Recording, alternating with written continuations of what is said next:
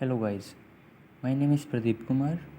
My roll number is 2142 and here my topic is 3 dimension of wave equations in spherical polar coordinate. Let's we start.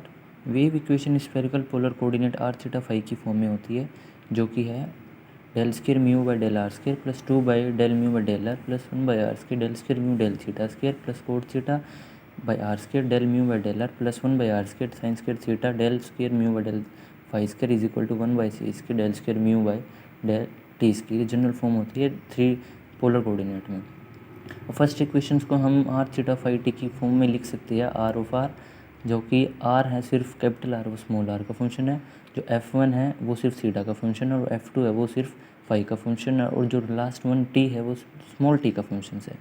अब हमारे पास क्या करना है, second equations को हमें derivative करना है। क्यों कर रहे हैं? क्योंकि हमें फर्स्ट इक्वेशंस के अकॉर्डिंग हमें क्या चाहिए, हमें इसमें del square mu second derivative और फर्स्ट डेरिवेटिव टाइप के सभी डेरिवेटिव की इसमें वैल्यू पुट करनी है। इसलिए हम सेकंड इक्वेशंस को सिक्वेंसली आर के साथ फाई थीटा और टी के साथ derivative first order second order derivative निकाल के इसमें पुट करेंगे। जैसे यहाँ कर रखा है del square mu del r square is equal to d square r d r square F1 F2 t और कर del mu by del r d r by r F1 F2 t. यहाँ पर जब आर के respect में derivative हो तो F1 F2 t यहाँ पे कांस्टेंट ट्रीट किए जाएंगे क्योंकि हमें लिख रखा है r is a function of r only. Similarly theta phi and t. अब ये जो सॉल्यूशंस आई हमारे पास, ये सेकंड और फर्स्ट डेरिवेटिव आई, हम वो सब्स्टिट्यूट कर देंगे फर्स्ट इक्वेशंस में। फर्स्ट इक्वेशंस में सब्स्टिट्यूट करने के बाद हम क्या करेंगे, अब जैसे फर्स्ट इक्वेशन सब्स्टिट्यूट कर दिया, हमारे पास आ गया F1 F2 t d square r d r square plus 2 by r F1 F2 t d r by d r plus 1 by r square r F2 and so on. हमारे पास ये सब कुछ जो कांस्टेंट आएंगे, जैसे आर F2 टी इसके लिए जो कोई थीटा के रिस्पेक्ट में डेरिवेटिव था तब, अब इसको सिंप्लीफाई कर लेंगे। अब हमारे ये कांस्टेंट को थोड़ा रिमूव करना है, इसके लिए हम थ्रू आउट इसको डिवाइड कर देंगे आर F1 F2 टी हम इसको थ्रू आउट इस इक्वेशंस को आर इससे डिवाइड कर देंगे थ्रू आउट। जो हमारे पास सोल्व आएगा, सॉल्यूशन आएगा, हमारे पास ये आएगा। इसको वैल्यू पुट करने के बाद 1 by r d square r d r square plus 2 by r r d r by r plus 1 by r square F1 d square F1 d theta square plus cot theta r square F1 d F1 theta plus 1 by r square sine square theta 1 by F2 square d square F2 phi 2 is equal to 1 by c square t d square T by T square. हमें name दे देंगे इसको third equation. अब हमें third equations में clearly दिख रहा है, जैसे थर्ड इक्वेशंस है हमारे पास लेफ्ट हैंड साइड है ओनली 3 के फंक्शंस में दे रखा, डिपेंड कर रही है आर थीटा और फाई पर, और जो राइट हैंड साइड है सिर्फ टी पर डिपेंड कर रही है। तो जब ये लीनियरली इंडिपेंडेंट होगी, एक दूसरे पे इंडिपेंडेंट होगी, तो हम किसी कांस्टेंट के बराबर पुट कर देंगे इन दोनों को। तो हम जैसे मान लिया कांस्टेंट माइनस के स्क्वायर,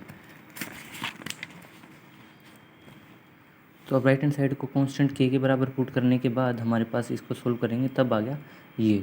अब ये आगे राइट हैंड साइड को पुट करने के बाद अब जो उसकी लेफ्ट हैंड साइड थी उसको के स्केयर पुट करने के बाद उसको रीअरेंज किया है, तो के स्केयर यहाँ पे r square sine square theta को उसकी इधर मल्टीप्लाई कर देंगे, इधर जो माइनस में इधर ले आएंगे 1 by F2 square d square F2 by d phi square, इसको हम ले देंगे फिफ्थ इक्वेशन। सिमिलरली इसमें लेफ्ट हैंड साइड में जो डिपेंड कर रहा है सिर्फ कर रहा है आर और थीटा पर, राइट हैंड साइड जो डिपेंड कर रहा है ओनली फाई पर डिपेंड कर रहा है, तो हम किसी कॉन्स्टेंट के बराबर ट्रीट कर लेंगे इनको, एम स्केयर के बराबर ट्रीट कर लिया।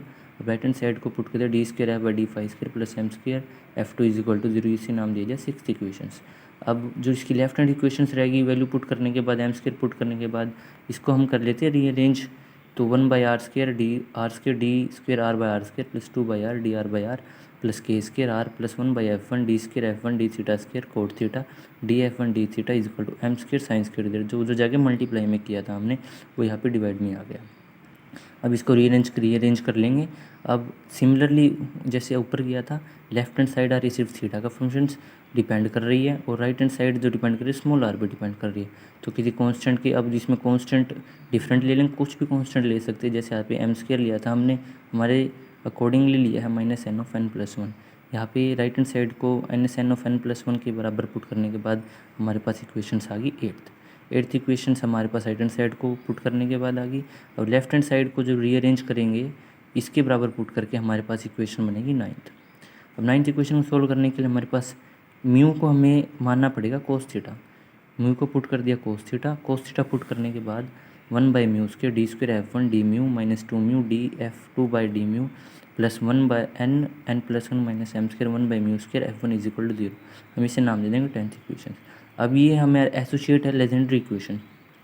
एसोसिएट लेजेंडरी इक्वेशंस का हम सॉल्यूशंस पता होता है, हम उसकी फॉर्म में इन्हें लिख लेंगे।